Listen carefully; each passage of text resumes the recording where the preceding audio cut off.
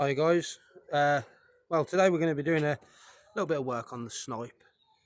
We've brought a remote battery disconnection switch, so basically a kill switch for the Snipe. The reason being is I've got a bad earth somewhere on the Snipe, which causes it to have flat battery if I leave it on, which I've done a few times, as you know everyone probably has. So the idea is we're going to put this on. This one is actually a remote one.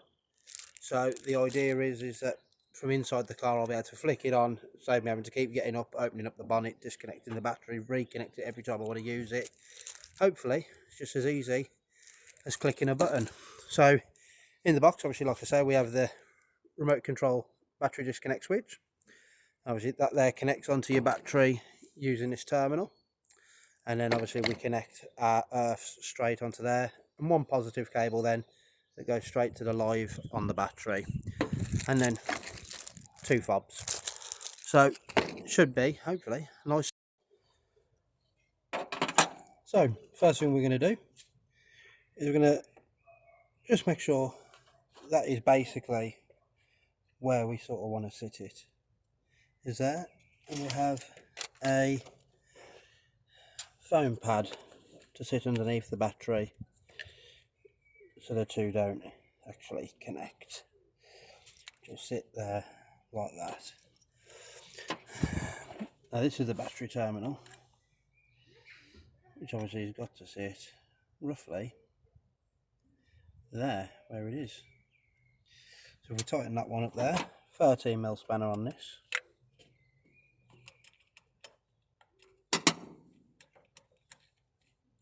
Just move that out of the way.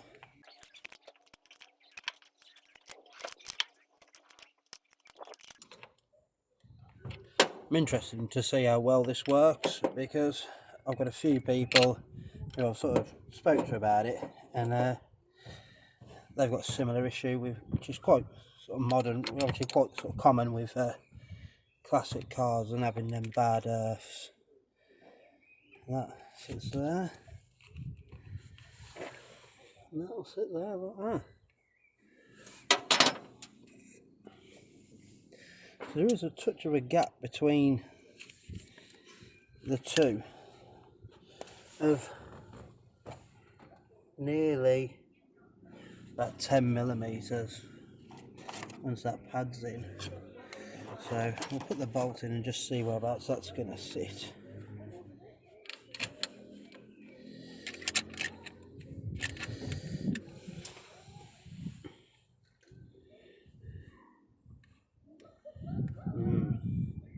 So what I'm going to do is between the two, I'll show you that gap now, but between the two I'm going to pack it up with a few washers, just so we get a good fix.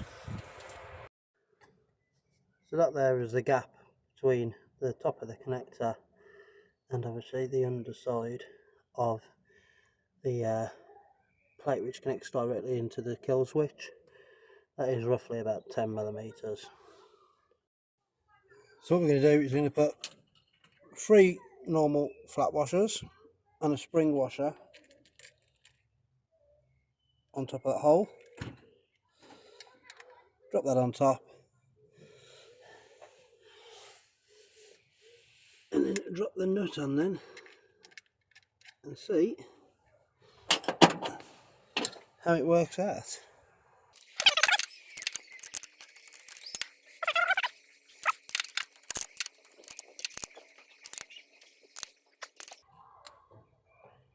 Oh, nice and tight.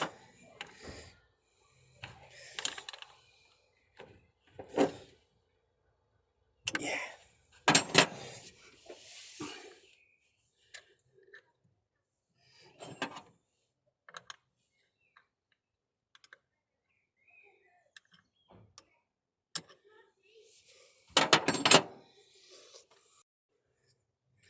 So now we've got that connected up. The earth will obviously bolt onto there instead,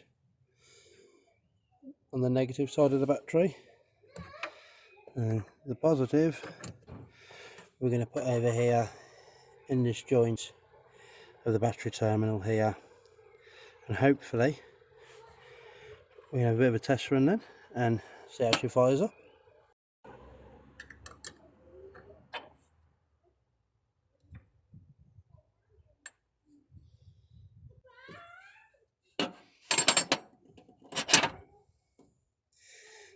We'll disconnect this side off.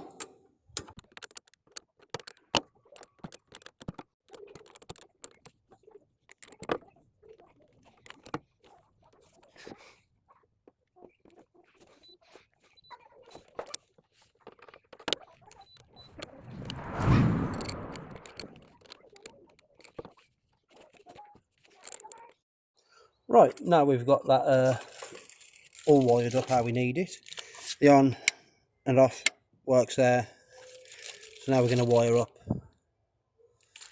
well, not wire up, we're going to connect up the wireless fobs and see if we can get them working. So according to the instructions, you hold the on button for 3 seconds till it blinks, and then on, off. Simple as that. Off, on, off.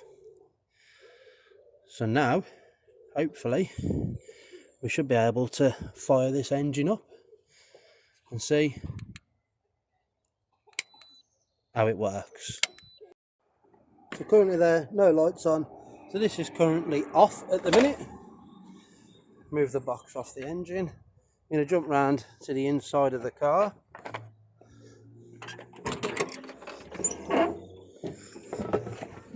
Keys are in the ignition, so we turn the key. Nothing. Dead. Completely. Click on.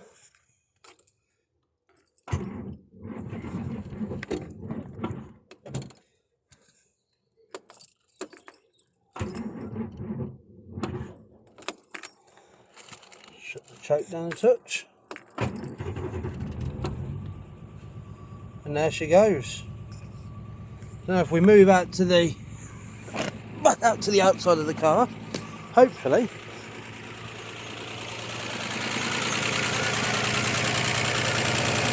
there it is, all lit up.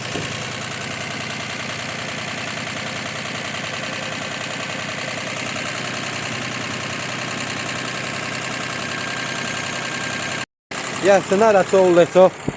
Obviously the engine's running now and the fob works, so that's ideal. What we're going to do now is we'll just flick the ignition off, click the off button,